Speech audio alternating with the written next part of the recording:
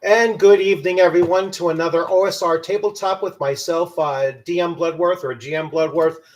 Richard, for those of you that know me on a more frequent and personal level, although everyone now in this chat is welcome to call me Richard if you wish. And I am joined today by Don Semora. Sorry, Don Semora. Welcome, Don. It's great to have you on the channel. And thanks. Great to talk about this topic because I think this is something that both of us have at least some connection to as far as being a special guest at a convention and you being a convention organizer. And so I really like to go into this subject of talking about the expectations, both the give and take between special guests and convention organizers and vice versa. So without further ado, I'll let you introduce yourself, Don, and let us all know what you are renowned for. Well, I'm Don Semora. Everybody knows me. I'm the owner of Wizard Tower Games, and I develop games and write books and have worked with a lot of different people like Tim Kask and, me and Scott Mulder doing a game together, Eric Tenkar from Tenkar's Tavern, Tom Verholt from Tabletop Tap Room. And I also decided with a level of insanity with my wife is to start a game convention. And last April was our premier year one introduction to the chaos. And that's pretty much what I'm known for. And, been to one convention as a special guest, Total Con, which was an awesome convention. They know how to run a con. Wow. So yeah, that's pretty much the cliff notes of me. Okay, and you're also in the works of publishing Gangbusters BX along with Mark Hunt. Yeah, Mark Hunt has chosen our company to publish Gangbusters BX. Me and kind of give a breakdown. Me and Tim Kask just the other day have talked. We're actually going to be publishing another OSR module that he originally created. So me and Tim Kask is going for round 2, but this time it's going to be a simple game module. Me and Scott Mulder are working on Interstellar. I'll be publishing Tom Verholt and Eric Tenkar's new core game for their fantasy RPG. And just basically busy as hell, which is a good thing, I guess. All right, and just so you all, everyone watching knows as well, I have never run a convention, although I kind of thought about it, and to be honest with you, it is such an undertaking, and it is something that because I know quite a few people who have launched new conventions. I met them in their first year. I went to their conventions for the first time, or in the second or even third year, and it is something that I give convention organizers a lot of credit for. It is an undertaking that is just I'm sure very stressful, and it's something because it's I'm a retired school teacher, and I was also a union rep in my school building, and when teachers came to me suggesting that they were going to go on a class trip, all right, and I used to tell them all the time, there are 10 things that can happen on a class trip, and 9 of them will cost you your license. All right. And I kind of look at starting a convention and being out of pocket, certainly for that first time around, and you're taking on all of the risk and all of Yeah. the, and there really is only one potential outcome where it is just phenomenal, and exceeds all expectations. And so I kind of equate them to the same challenge, in a way. Like, you are hurting cats, like you are hurting, Oh yeah. 60, 120 kids, on a thing, and you have to keep tabs of everything going on at once. And to be honest with you, since I retired, I was like, nah, I'm just not into stepping into that kind of a thing. So I give you all a lot of credit. Now, the other place that I'm coming from is that I have been a special guest Hmm. at now three smaller conventions. So I was a special guest at Page Two.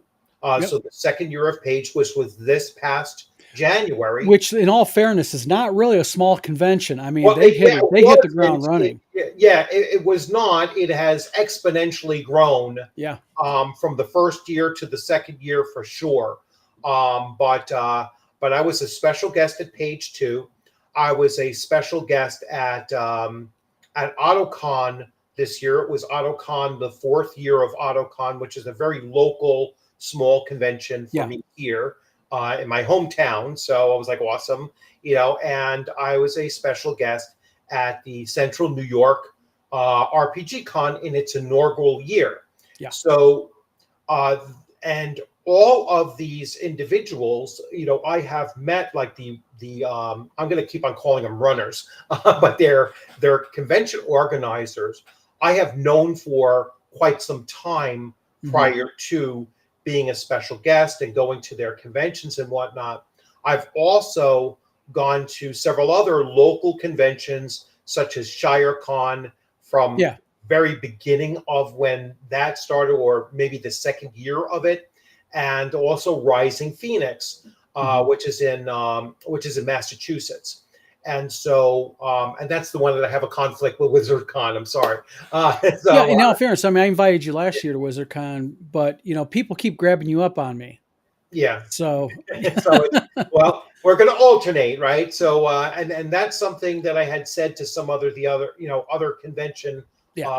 organizers, is that I'm pretty good with about 5 conventions every year, Hmm. and 2 of them sleepaway, but I have to alternate those sleepaways.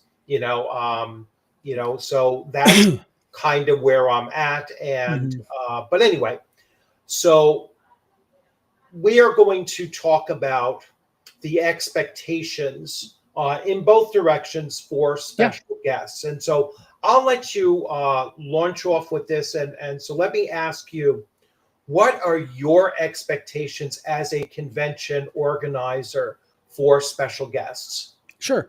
Well, let me just start off by addressing something you said earlier. Is I have I've been gaming since 1977. Mhm. And I have been to a whole bunch of different cons, conventions. Some are still going, some have long been, stopped. And, it's easy to sit on the outside and go, I can do that. That's gonna, that's kind of what I did to my wife. Let's go do a convention together. But you're right. When you get into the meat and potatoes of it and you get into the guts of it, it's a hell of a lot of work and it's an undertaking. And you're right. All the risk is with you. Mhm. Um, and I think you have to have a mix of fanaticism for the hobby and a little bit of insanity, especially for a husband and wife team like me and my wife did. My wife's a school Right. teacher, by the way. She teaches Right. developmental kindergarten. So, you're right. It's a hell of a lot of work. And expectations are a big part of it because, um, you know, when a convention asks you to come to their con as a special guest, it's different than you just buying a ticket. Because if GM Bloodworth buys a ticket to WizardCon as an example, you game if you want. You don't want to game, you can sit there all weekend, do whatever you want. But for us as a convention, we expect our special guests to engage other guests. We expect them to put other games. Like as an example, Joe Block, the Greyhawk Grognard. He puts it best. he has said before, like on my channel when he interviewed me and Richard from Central New York, that when he goes to a convention as a special guest, he knows that he has an obligation to engage the convention goers. And that's kind of our thing is we want you to engage people, but it's transactional Mm-hmm. because also along with us expecting of you to, like if you came as an example, I would say, well, hey Richard, I want you to do is I want you to either do like a vlogcast live from the convention, maybe do a couple mini like quick streams from the convention, interview a few people possibly, or maybe run some games. But what does Richard Bloodworth get in return? And that's the important Right. distinction here between the special guest and just the normal. And I'm not trying to belittle them, but the Right. normal guy or gal who buys a ticket to come for a day or for the weekend in game.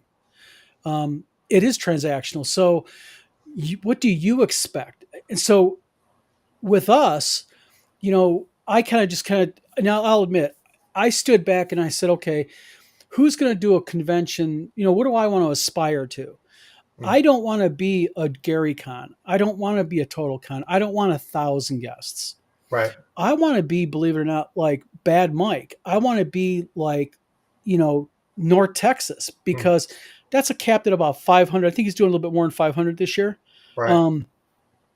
And that's a comfortable amount of people. Like Tim Cass told me, I was talking to Tim about it. Tim's been a real big help to me. And like Tim said, keep the member count low so you have that personal feel, that that good neighborly vibe instead of this arm to arm, elbow to elbow, you know, you know, you know, butt to butt type convention. And Tim Kask was one that really helped guide me because, Tim, let's face it, has been there, done that. If it involves a D20, Tim Kask has done it. And he's been to many, many conventions and also Gary Con since the beginning. And, Tim said, keep it small, Don. Keep it small. So that's the kind of mantra I've done. Yeah, I think of all of the people that I know who have run conventions now, they all have said to me at least that slow growth. And Yes. it's like they want slow, steady growth, and they all have that same roughly that cap. It's like I like the 500 number, and above that it's they're not quite sure. And it's for exactly the same reasons that both you and Tim Kask are saying, is that you kind of lose that feel of it. Well, like this year with WizardCon, we have a venue that'll hold about 550 people. Right. But, I'm hoping we get this big this year, but we're capping ticket sales at 400. Right. 400's it. And the reason why is because we want to come under our max capacity, right? Because last year we were a little less than half that.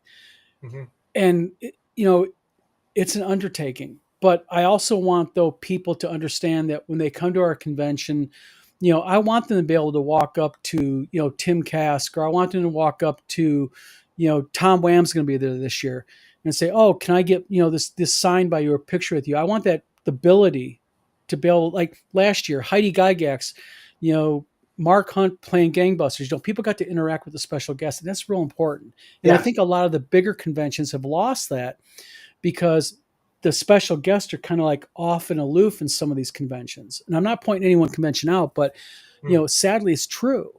Yeah. And I don't want that for WizardCon. We will never. I will tell you right now. I don't care how popular it gets. We will never yield to the pressure of going above 550-ish. That's going to be our forever cap. Keep it small and intimate. Intimate. That's what Tim Kask calls it. Yes. Yeah. It gives you that sense of when you're walking through the gaming room, and you might have 40 tables in that size of a convention, and you'll be like, oh, I played with this person yesterday, or this person was in my game this morning, and you can just scan the room and you'll start to recognize faces, especially by day two. And if you've missed that opportunity to really connect with somebody, you're going to see them again, across that same room and be Yeah. able to, hey, why don't we go and at lunchtime and sit down and have a chat and do whatnot, have a beer and just talk about so far what our convention experience has been, or do you want to come on the channel afterwards or whatnot, which I was able to do with Yeah. Central New York because it was so small. you Well, know Go ahead. Mark's genre mixer asks an interesting question. He says, "How do vendors and new game sellers feel about smaller cons? Wouldn't they want more attendees by default?" And you know, as a vendor, I have a publishing company. I have been to other conventions where I have sold games, and I'm an author, my books, and also I do artwork, schematics. And so, believe it or not, I see the point that Mark's genre mixer is trying to make here, but Mhm. also it can be kind of a bad thing, I think, to have too many people because one thing that was explained to me by a lady at WizardCon, she was telling me her experience at Gen Con. And Mhm. she was like talking about how literally when you're in the Gen Con vendor areas, you can't just stop. You're Right, being pushed by the crowd, literally. So I think by having a lower count, yes, you're not going to get someone like Watsy or Chaosium to come to your con at 500 people, probably. right, But the smaller vendors will enjoy, I think, that more intimate feel because there's more room for the vendors to interact with the attendees in that case. right, And that's what we looked at with the second WizardCon is not only did we have problems with the first venue, and that's another thing, you have to be able to kind of move on your feet. right. Um, we changed to Battle Creek from Kalamazoo because I'm from Battle Creek, and Hmm. I want to have a convention in Battle Creek. So we found our venue. And the great thing about WizardCon this year is the vendors will be right in the main area. So in order to get to the gaming room, you got to go through the vendors. And when you walk out of the gaming area, the vendors are right there. So the vendors and the attendees have to mix. They have to see each other. So that's a good thing. Um, I'm going to address that same question. So just to relay without giving any names, but at the Central New York RPG Con, which is the first year of it, Hmm. it was about 200 people, which is phenomenal for a first year Hmm. Yeah, convention. Roger knocked it out of the ballpark. He did a Yeah, hell of a it job. really did. And the gaming tables and the vending tables were in the same room, and all of the vending tables were in the perimeter, and the gaming tables were obviously in the middle of it. And anytime there was a break, because these are 4-hour blocks and you tend to take a break or whatever, and the players at the table during the breaks when they're getting their lunch or whatever would turn and they'd be right next to a vending table. Hmm. And I heard from one vendor, all right, and again, no names, he made more money in the 4 hours that he was in at that one day at that con during that 4 hour period than he did at another convention that was 8 times the size, Sure, because it's a it's all large about vending it. hall. Yeah, because it's all about, and that was our thinking. That Yeah. went heavily into. I'm gonna tell you what happened with WizardCon One. WizardCon One was a great learning experience for us because one thing that I'm a big fan of is I think that yeah, you can stand up with your successes and pat yourself on the back and hear me roar type stuff, but better yet, it's the things that you fall short of that really can help you become better if you're willing to look at them. And the whole thing with the vendors with us was at WizardCon 1, they were off in a different room, except for the ones in the main gaming area. So this new venue, which will be WizardCon 2 and 3, or excuse me, 3 and 4 and 5, they're our permanent venue now. Yeah, you're addressing him too? Yeah, I'm seeing I what's think going he's a on with. bot of some type, is what he Yeah, is. I'm gonna. Yeah. But Yeah. while you're doing that, I think the thing is the reason why those vendors did well at Rogers Convention is because number one, it was the only place the vendors could be was right there. So there was not another location. And, I really looked at that Hmm. and I asked people with the smaller cons, a bunch of people, how can I make it better? And that was a big feedback. get the vendors in the gaming sphere, that ball where all the games are going at. So, you know, that's what I want to do. And with us, our venue's fairly large, so it gives us the chance to have vendors again right outside that gaming area, but also on the inside they're going to ring the gaming area, the Hmm. main gaming. So Sorry, I just had to take care of that. I lost no, you're fine. It track a just says little I bit. I have a oops something reloaded. So Yeah. Yeah. So anyway, I think yes, you the turned off. comment was at the I same. I think you accidentally turned off chat or banned everybody. Did I? Yeah, because it's like nobody's in chat now. Everybody's gone. Oh boy. All right. Let's see what I did. That's Uh, all right. We're I thought we're I banned the one. that's okay. Let's see. No, I saw another one come up. So this is a new one. Okay, good, perfect. Yeah, I think it was just that one person. That was the only Yep. person I clicked on. And So UConn, by the way, is one of our local ones. UConn is at the up by the University of Michigan, so that's a convention that's been around forever, and it's fairly large. But they're ones that kind of put vendors in the same area too. yeah, yeah. Thank you everyone for checking that. It is so Okay. rare. I can't even remember the last time I had to block somebody on on the chat. So yeah, glad to see that I didn't friendly fire anybody. So That's no problem. um, so yeah, so back to expectations. Yeah.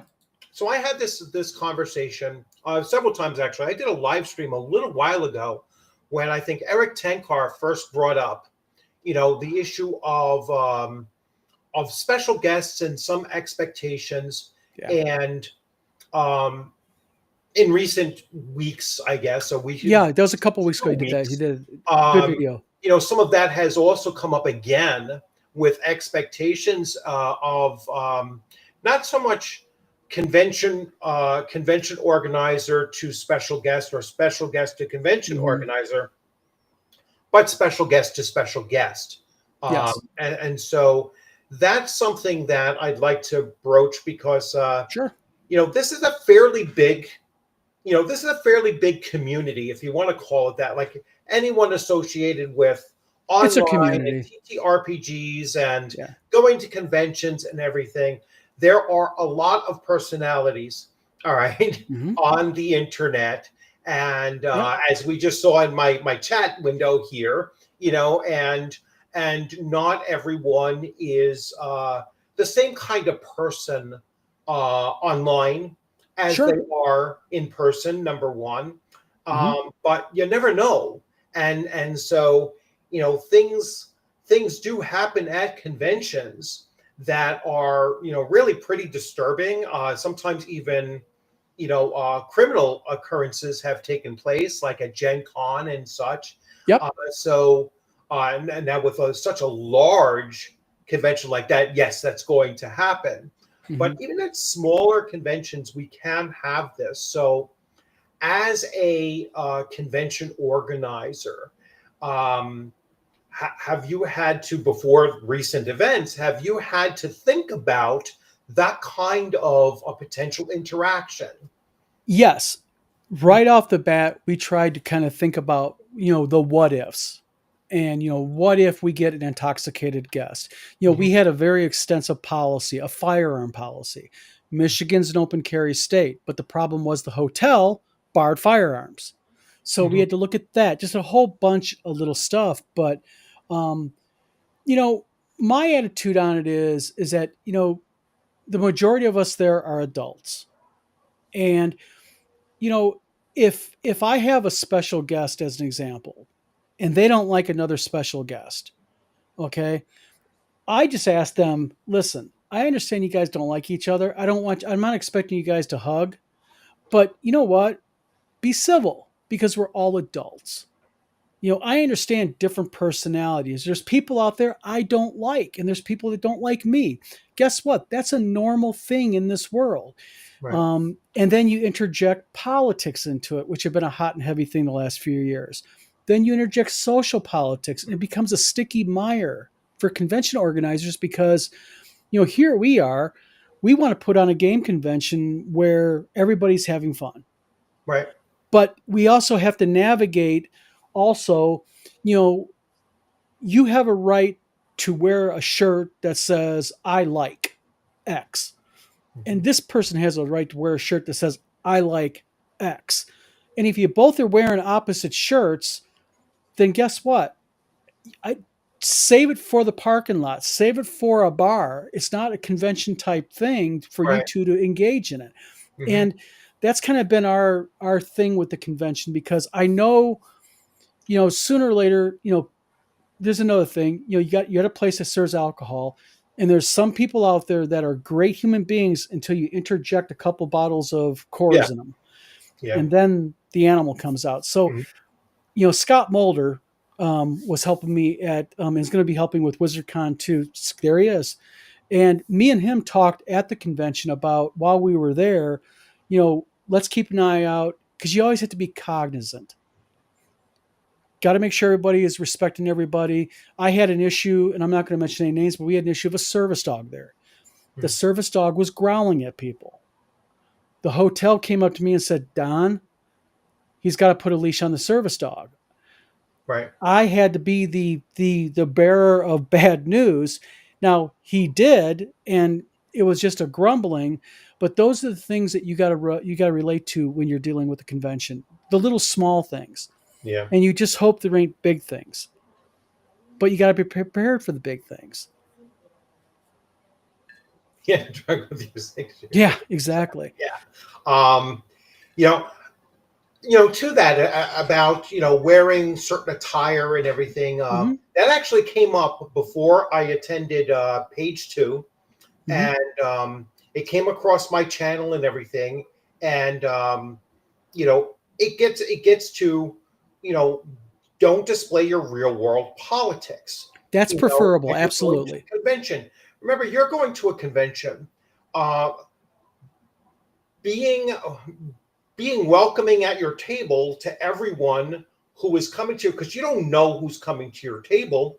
Yeah. um, why would you possibly wear something that is going to piss off the other 70 million people, just to put it in the context of the election time, right? Well, and I can And answer that very simply for yeah. you.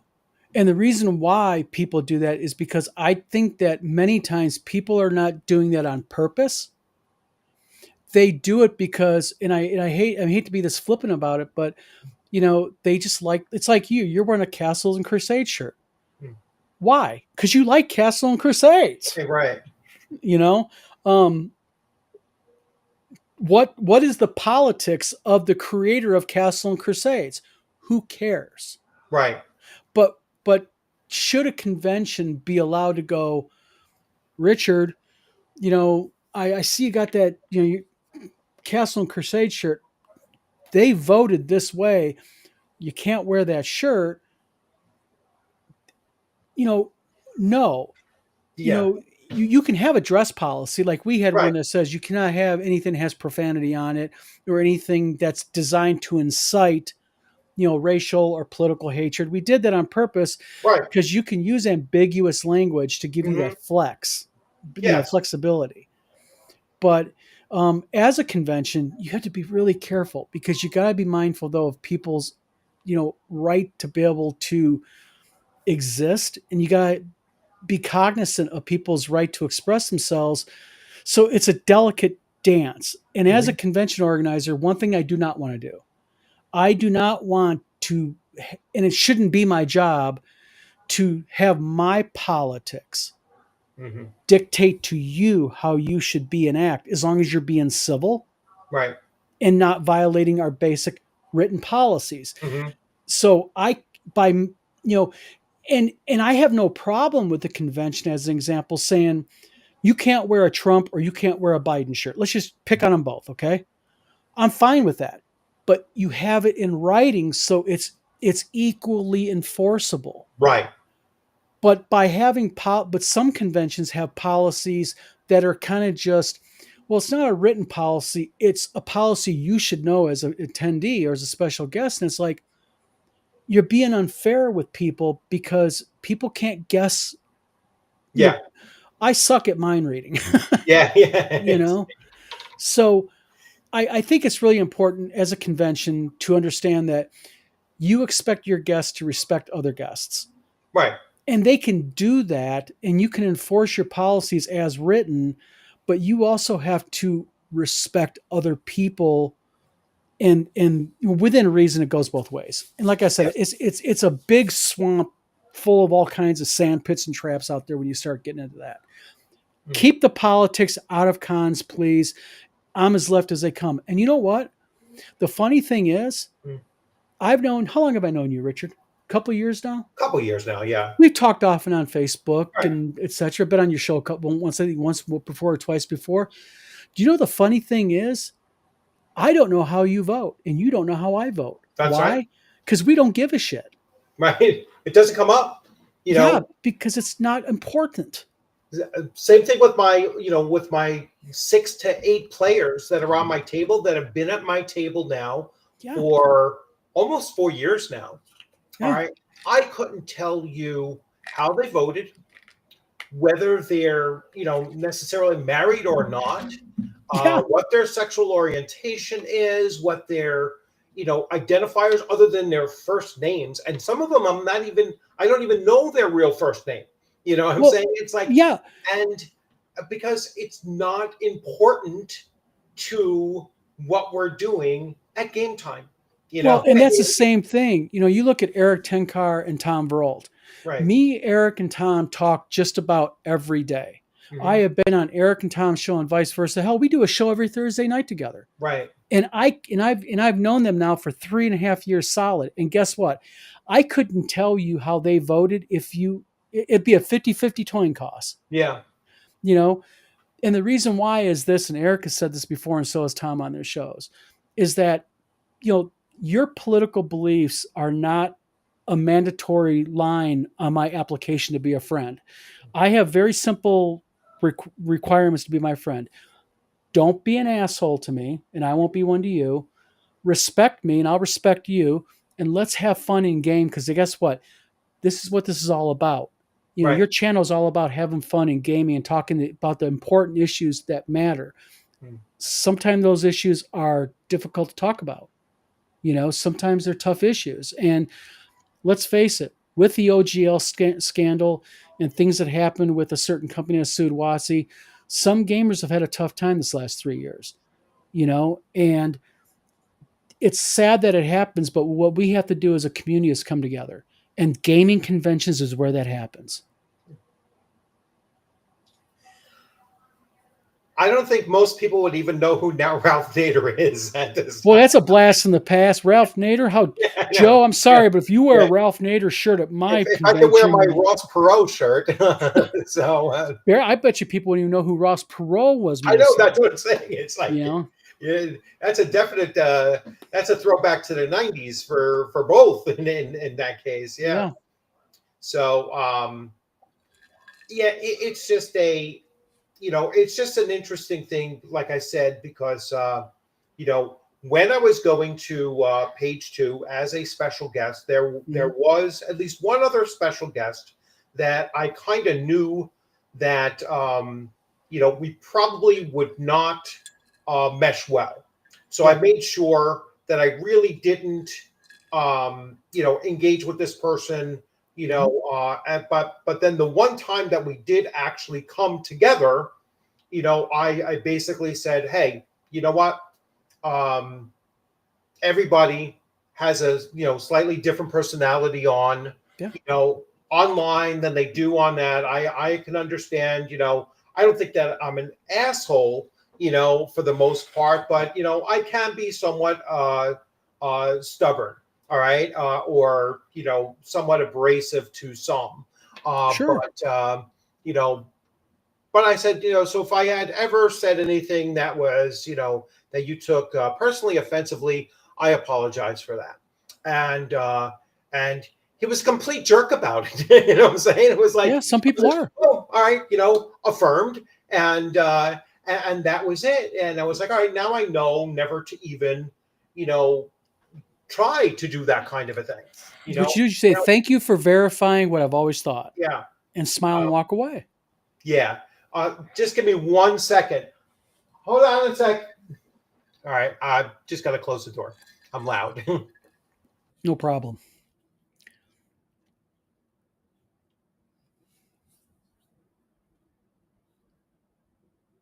Let's see here. I'm looking at his little collection on his back wall there. I need to get his address so when I break into his house, I know to grab that white box set right there. Right there, that white box set. Sorry, I was talking about burglarizing your home. Well, there's two white box sets there. So, Ah, and I cherish them both. So, but I think you're right. I think what you have to do is when you go to a con, you have to realize that you know we've all had interactions with people online, and we get into arguments. mhm, You know, and those arguments online can be a little abrasive because with some people the keyboard gives them a level of freedom that they normally would not have face to face. But right.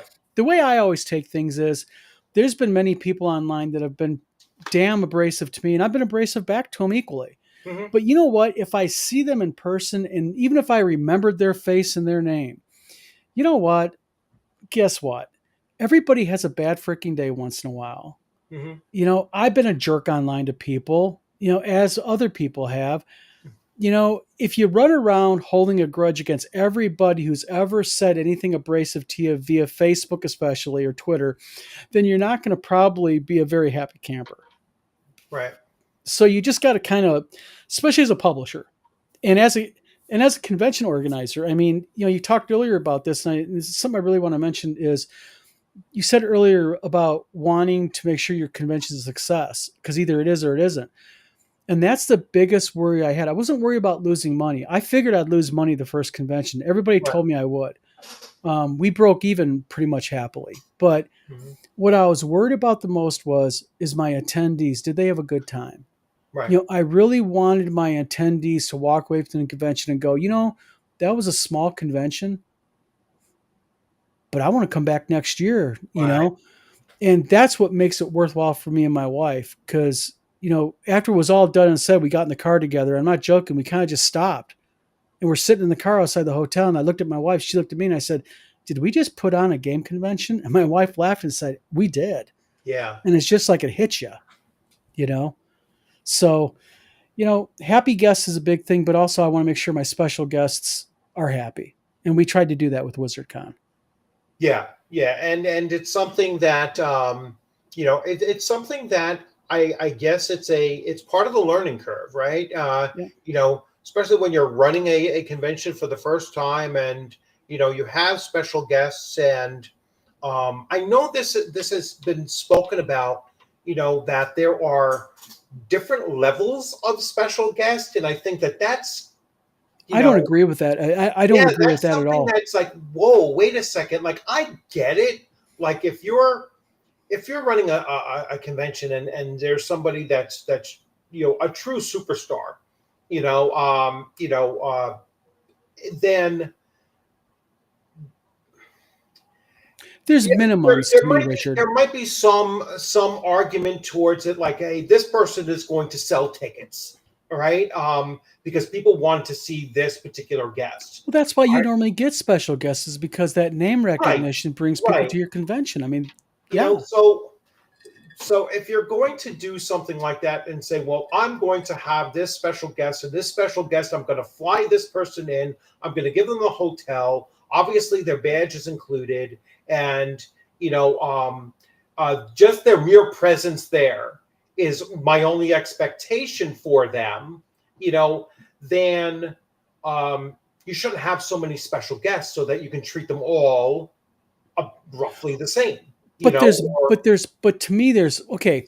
I agree with you that let's face it, if you're going to have Don Semora at your convention as a special guest, Don Semora is by far very, very, very low on the old totem pole of special guests than somebody, let's say, like Frank Menser or Tim Kask or Luke Gygax or yeah, and such. But to me, there are bare minimums. And your bare minimums is at least give your guests a hotel room. yeah. I mean, give them, a hotel room. Maybe give them, if you can't afford plane tickets and such, you know, at least the hotel room, like with WizardCon, we did hotel room and we had a special room off to the side for special guests, and we Mhm. provided, like soda pop waters, vitamin waters, snack food. We did a nice cake for them that said, "Welcome to WizardCon. Thank you for coming." Things like that we did, Mhm. because that's just because we're a small convention. Right. Some conventions offer a lot more to their special guests, like they fly their guests in or they give them whatever. But to me, no matter what, you got to give that special guest something as a bare minimum. Right.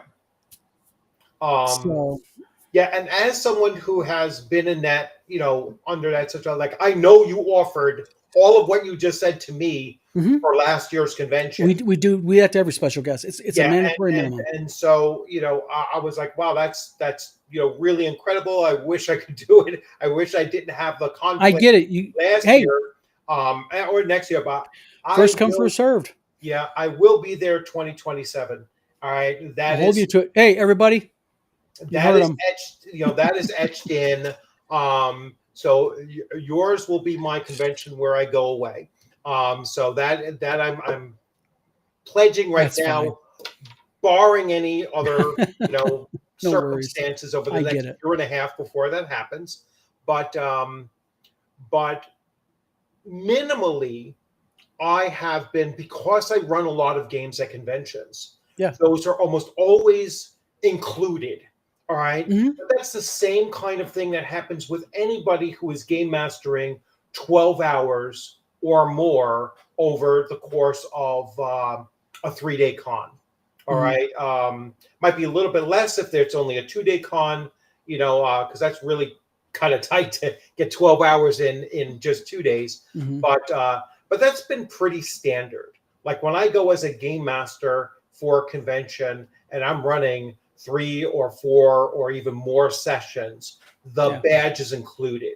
All right. And that would be my expectation. If I'm running that many games, I shouldn't have to pay for my badge.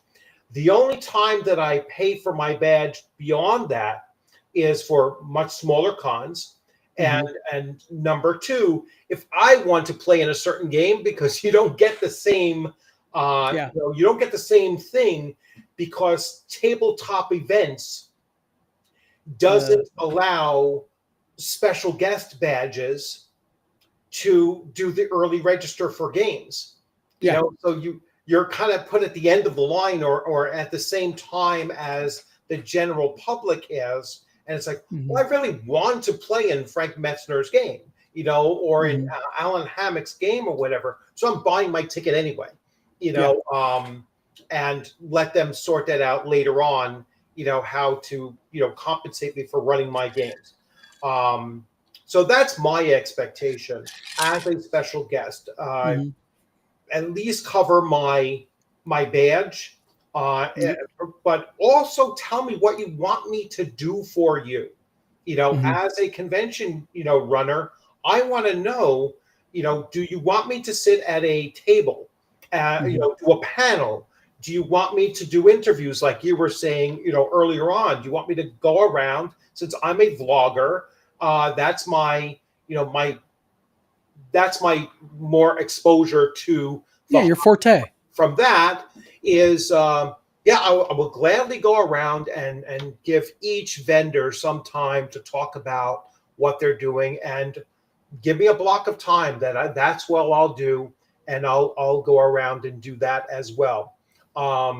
So yeah, have some expectations of what what you You need want them. me to do. That also includes bringing you on before your convention, several times before your convention, Hmm. especially when you're releasing new info and everything. Any convention organizer is welcome on my channel to pitch their convention and then repitch it, and then say, hey, we have these new lineup of Hmm. special guests. Can I come on your channel and talk about that? Yeah, absolutely. Right up until like 2 weeks, I think I had Roger from Central New York Con on my channel like 2 weeks before the con itself, maybe Hmm. the weekend before. It was like, hey, you know what? Come on out here. And that was the last pitch for it. And then I did a follow up afterwards.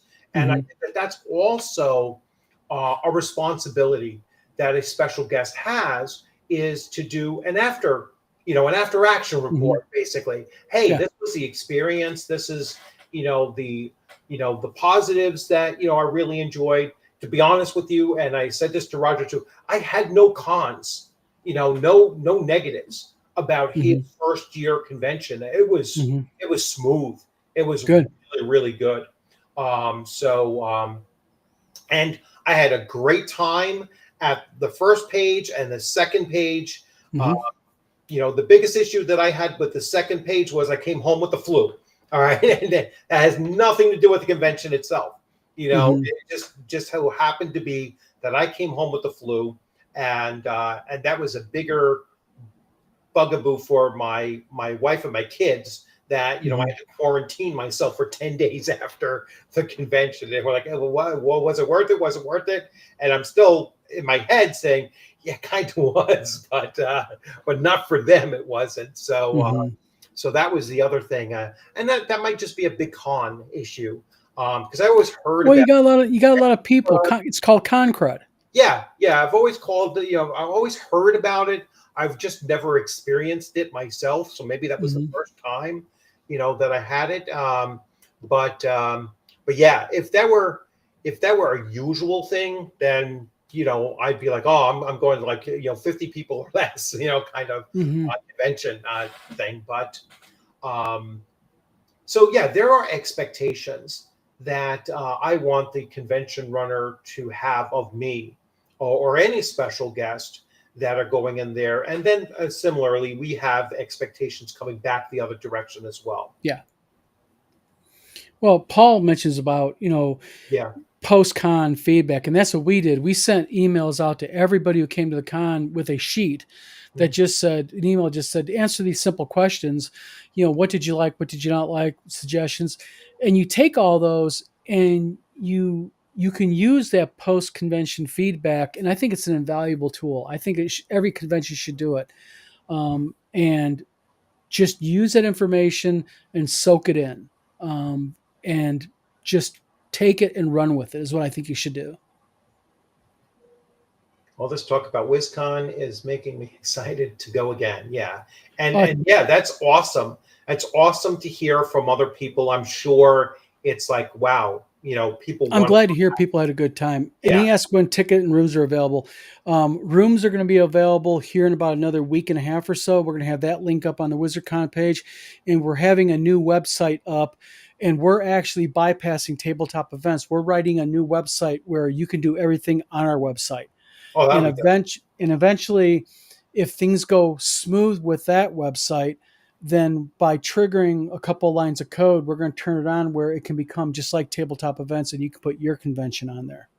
Oh, that'll be great. Yeah. So that's basic. Yeah. And you know what? I'll be going to CNY next year. So me and my wife are heading to Central New York Con in 2026. So we're looking forward to it. Yep, I will be there as well, and I'm sure Eric will be there. And Hmm. I'm fairly certain a lot of those, everyone that went to that con really enjoyed it, at Yeah. least from what I've heard a I lot of got good things from about them. it. So I would expect everyone to return, and Yeah. yeah, I'm really excited about it. So now let's get to the topic of, when you have two special guests, or actually, Mhm. I will bridge it this way. So I had put out a post, all right, Oh, yeah. a response post to a posting that I saw online, and I was on vacation. I don't know what the hell possessed me to to engage in something like that, on the second to last day of my vacation. But I threw out a post there. So if you're not familiar, if you didn't see it, I responded to a Green Ronin post Yeah. that was asking to raise money for a legal fight that they're going to have with the bankruptcy of uh, Distributors. Diamond distributors. Yeah. All right. So Diamond Distributors, if you're not aware of they're really more well known for comic books and Yeah. being the distributor for the major comic books. Yeah. And they're the ones that put the comic books into not just the small comic book shops, which are virtually gone anyway, but They go everywhere. They're major. They're big. They're yeah, big but they people. go to the big Yep. sellers as well. So they're the big bookstores, they're the Amazons, they're distributing to everybody. Yeah. All right, and globally too. So they're a global thing, but they have been struggling for years. Yeah. All right, Diamond has always been on the verge of Collapse. Chapter 11 or Yeah. bankruptcy. I believe Chapter 11 is a stage before bankruptcy, but bankruptcy is like we're Yeah. done. They've been on the edge of it for a while now. Yeah, so they've been back and forth between Chapter 11 and bankruptcy for quite some time now. So what's happening is that, and this is my understanding, and you're more of an expert than I am. So I'm just using this is the Webster's Dictionary. Yeah, I get it. Consignment, consigner, consignee relationship, right? You're going to warehouse my product and sell off my product as they are purchased, and I will get a percentage of that sale, and you get a percentage of that sale, and then your creditors get a percentage of that sale. Yeah. All right. And if the consigner is going bankrupt now, the first payee of their bankruptcy is going to be their creditors. All right. And they can sell off their stock. All right. Their product stock. I don't mean their share stock. Yeah. Their product stock at a lower price. All right. And you're still getting your percentage. You're not guaranteed that price point.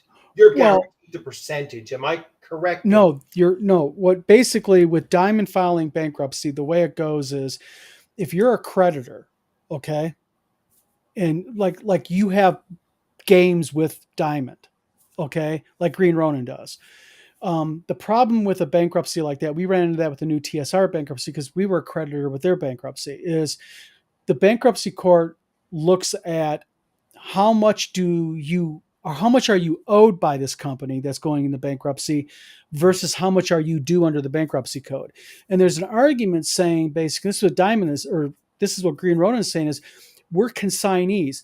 They have our product. They haven't paid for that product, so they don't own it. Right. So we should be able to get our product back at the minimum. And what Diamond is saying is no, was consigned to us. Well, if you look at the bankruptcy provision, Green Ronin is SOL. Now, Green Ronin claims that they have found a loophole in the law that allows them to possibly gain their product back. The problem is there are no loopholes in the law. The law is the law. We learned that through our dealings with the bankruptcy court when we tried to say, hey, because the problem is that, you may read the law in one way, but the way the law reads and what it means usually is something really different. That's why there's lawyers that go to school so long. Right. So the argument is Diamond is doing this Kickstarter because they're trying to raise money, and I respect this, to try to fight this. Yeah. And in your post, and I have a post pulled up here as reference, you pretty much just said, hey, I don't agree with this. They're online asking for money, and you mentioned the orange list, which Green Ronin pushed, and so did the owner of Green Ronin.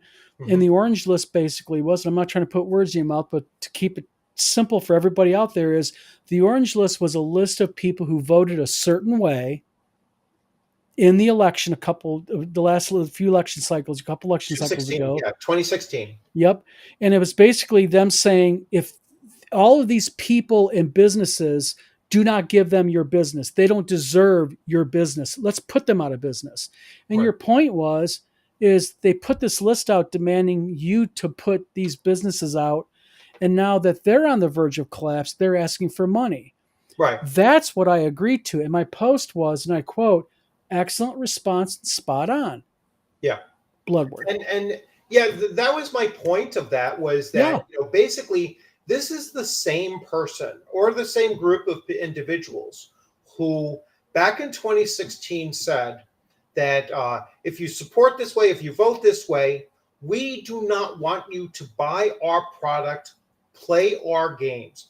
Then they took it another step further That's right. and they started to generate with that list and amongst their mutuals, Yeah. all right, whether it on Facebook or X at the time, Mhm. hey, you shouldn't be associating with these people. And they would reach out to all of their Mhm. mutuals, and this was what was called the block ban, right? Yes. And so that's what they started doing. And it was at the height of cancel culture, Yes. in 2016, 2017. And so now, and what I said in my comment was that, you know, here you are asking for money. Yeah. All right. And you get nothing in return for that money, by the way. You're giving Mhm. them money to fight their case. You're not going to get anything. It's not like you're backing something, that you're going to get a product or anything like that. You're just giving them money to fight for themselves. And the money that they want Yeah. won't even touch the surface of a court battle in Right. bankruptcy Right. court. So, So it's not even money they could use for they may get a filing out of it and an yeah. argument. But that's about it. So I said, wouldn't it have been better not to have done that back then? And then some of the responses, because I started getting, Mhm. some people reaching out to me and saying, hey, you know what? I was just approached by one person with 20 other mutuals saying that I shouldn't be friends with you, Mhm. and I was Yeah. like, you see, they're proving my point. They're going Yeah. right back to where they were back then. So you're Yeah. you're asking for money out of one side of your mouth, and yet you're trying to block people from another side. Yeah. Now, Help me with my business. yeah, Meanwhile, let's get this person out of business. yeah, or just excommunicated or whatever. They Yeah. let's kick them out of the hobby. I always love that one. I'm Yeah. going to kick you out of the hobby. I was like, all right, how are you managing to do that? It's like Yeah. I need 5 or 6 players at my table. As Yeah. long as I have 5 or 6 players at my table, I could play my hobby until the day I die. You Yeah. know, but anyway, it just proved the point. And then some of the responses to that, within the convention, within the convention space, Sphere. Yeah. has been bizarre. In my Well, I opinion. mean, to So, to to be blunt, yeah. I was a special guest at a convention, Hmm. and I was literally, confronted by the convention organizers and saying, "How come you made that comment on Bloodworth's post? They mentioned your post. They showed me, and they Yeah. said you violated our policy. Again, it was an unwritten policy of Hmm. beefing with other convention goer, special guests. I'm not beefing with anybody. I wouldn't know Chris from Green Ronin Games if he was on this video with us right now. And you said this Right. is Bob. I'd call him Bob. And so I was literally removed from a convention as a special guest. It was Paige. I'll just say it. And to this day, I asked him, "Let me see a copy of the policy," and they couldn't provide it because there was no written policy at that time. I'm sure they have created one now and put it on their website. But Right. the point being is, as a convention organizer, when you begin attempting to tell people what they will say online with their private account, you're touching dangerous ground, because what happens next is Right. the next step. You're going to tell me who I can be friends with. Is the next step? I mean, what is the next step here? And that was my argument to them was, you're citing a policy that's not there. You're Right. removing me as a special guest, citing this invisible policy. And I told them flat off, this is none of your business. This is my personal account. I didn't do it on Paige's website. I didn't mention Paige. It's not my company's site. And all I said was, excellent response, spot on. I don't think I was attacking anybody per se. Right. But again, they interjected, and Ron did. Ron interjected his personal politics and personal dislikes into this. And fine, his convention, he can disinvite me. That's more Right. power to him. But it doesn't mean I have to keep my mouth shut about it and say that it's wrong. Yeah. Because if you're a special guest at my convention, and Joe Smith is a special guest at my convention, and you speak out against Joe Smith, and even if Joe Smith approaches me and says, "Hey, this guy's wrong," I'm just going to tell you both, listen, guys, I don't care what your personal beef is. At my convention, be professional and be nice. Right. Simple. Yeah. But that's the dangerous ground that we walk on as convention organizers is we're not God. Mm-hmm. Yes, we are the rulers of our realm of that convention. But keep your nose out of people's politics. Keep your nose out of what they're doing. Just demand professionalism. Be professional. That's all you Yeah. got to do. But Yeah. it is what it is. I What mean, gets me is that no one reached out directly to me and said, "Hey, you know what? yeah, This is nobody said a word to me." yeah, Now maybe and it makes it even more weird because I wasn't even attending Page yeah, this year. For a variety of reasons, but the number one was that it's just too close to the other convention that I have yeah. already said I was going to attend. And you shouldn't have to give a reason to begin with. Yeah, and so it was like so I'm not even an attendee to a convention, Yeah. and so why they would hold you accountable for simply agreeing to me when I'm not even an attendee to the convention is even more Well, place removed from. I think I know the reason, and I know that we all have to go here, but I think the real reason is this. I think that there's a level of favoritism being played. Mhm. Let's face it, Green Ronin Games is higher up on the proverbial gaming food chain than Don at Wizard Tower Games is. They buy more booth space, they do more for Page, and I don't know if a comment was made. They claim that 3 people complained about the post. Mhm. I asked who the people were, and I was told they're not going to give me that information. And I just told them, I says, that's like kindergarten, grade school games here. We're all adults Right. here. You know, if someone comes to me and says, I got a problem with Bloodworth, ban him, and I'm going to ban you, you at least have the right to know who made the complaint. Yeah.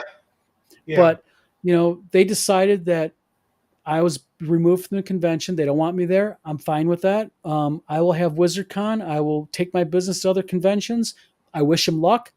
Mhm. I think that Page is a great thing for the East Coast. Ron has enjoyed very good success very quickly. But if Ron was on this channel, I would just very, in a friendly manner, give him some sage advice. And that is be very careful when you begin going down this road of pulling these power trips, because sooner or later, you're going to power trip on the wrong person. And that person's going to have the ability to power trip back on you. And Right. you could potentially open up a very sticky mess. And frankly, it's kind of shameful to do that to an individual who's been nothing but supportive of you and did nothing directly to your convention. Yeah. You Yeah. know?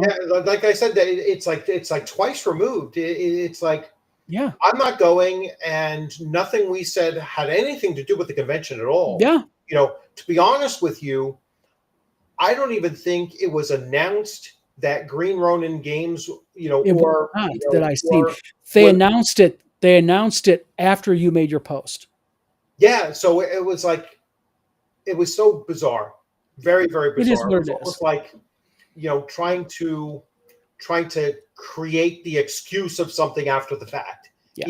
and again, it's just, now when I said like during the stream, and I apologize that I wasn't able to stream from the Bahamas No, and you're get fine. that thing to work. It was like everything was very intermittent, but I said, I'm sorry it turned out this way for you and anyone else.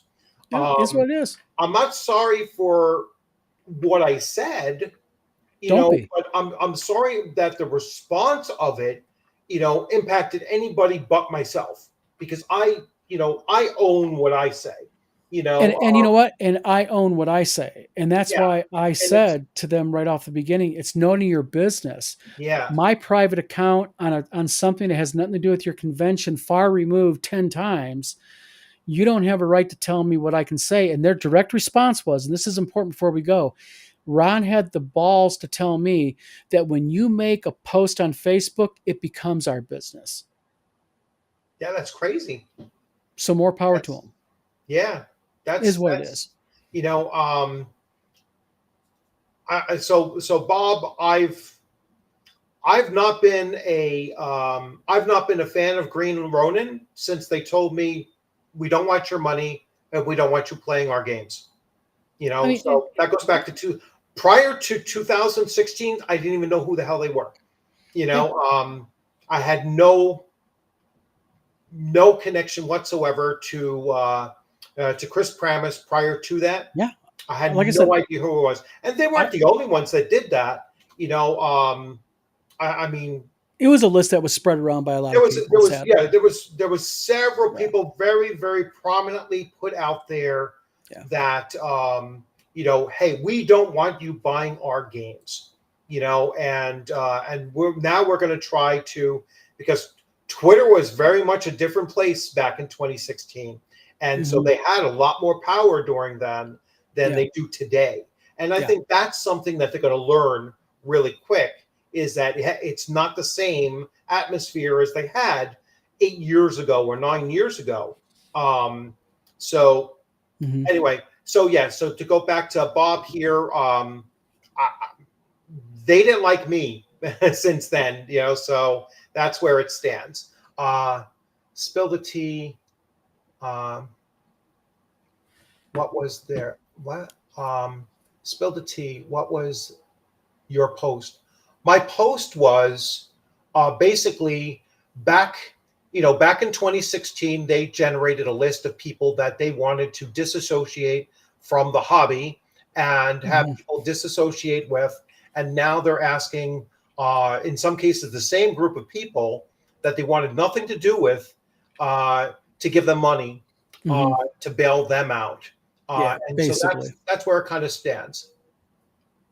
It is what it is. At the end of the day, I wish Ron, um, you know, I wish him all the luck in the world. You know, Gladys convention is going well, but word of caution, Ron, if you're watching this, you know, be careful. Yeah. You start telling special guests what they can say and what they can do when it has nothing to do with your convention. You're just really on dangerous ground, I think, there. I really Yeah. do. So let's see. Consignment people are unsecured creditors, and they will take in the neck during the bankruptcy. Yeah, Yeah, there's nothing you can do. I mean, that's the yeah, bankruptcy code's the bankruptcy code. And like when we involved an attorney with the new TSR bankruptcy, she told us flat to our face, if you want one area of law that is rock solid, that's bankruptcy. Other areas, there's a million loopholes, ways you can play the game. Bankruptcy is tightly locked down. So it is what it is. So yeah. Don, do you have a copy of a hard copy of the Gangbusters with you right there? I do not have a hard copy. Okay. We're not going to be done with print and bind until probably in about another 4 or 5 days. But we're shipping them. They're going to start shipping on the 30th. Is what they're Mm, going to do. yeah. Yeah. All right. So anyway, so wow, they are to pick up who gets to eat. That is silly, unless yeah. I mean, it went back to that argument, and we're going to wrap this up really soon. Yeah. I gotta That get was going. coming out during that time when they said, oh, we're going to kick you out of the hobby, and Hmm. at the time I was like, exactly how are you going to do that? Yeah. I mean, please. I was like, do you think that I need any new games? Yeah. Anything that has been published within the last Well, 3 to 5 years. I it's mean, like the whole thing with the 5e. Everyone hates 5e. I don't need 5e. I don't need 1e. You know why? I got my brain. I got my imagination. yeah, I can make endless adventures right now if I want. I don't need product. yeah, like Gary famously supposedly said, the biggest secret is that you don't need any books at all. You Exactly. know, and I don't need anything new. I have more than enough behind me to last me a lifetime, Yep. to last me 2 lifetimes. And I Yep. probably still won't get to running or playing everything that is Yep. behind me. So there's no, like I said, all I need is 4 or 5 people Yep. at my table. Really just one, because I've run games, one on one. But that's all I need. Hmm. And so there is no, we're going to get you out of the hobby kind of Yep. thing. And with all of these smaller cons sprouting up, Yeah. and and starting to get their legs underneath them, they they are, they'll fill in the gap. All right. Yeah. Yes, we're going to wrap this one up because I know we're about 10 minutes over now. So I apologize for that, Oh, Don. no problem. It was great having you on. Thank You're you always very welcome much. to come on. I will certainly try to catch you guys at 8 o'clock. Are you running tonight? You're going to be on. No, I got to Oh, actually go pick up my daughter. So, okay. You yeah. have a great one, everyone. Yep. Thanks for joining in, Yeah. and I'll be Thank you seeing for having you me. sometime soon. Thanks, Yeah. everyone. I am going to end the stream. It'll take about 2-3 seconds.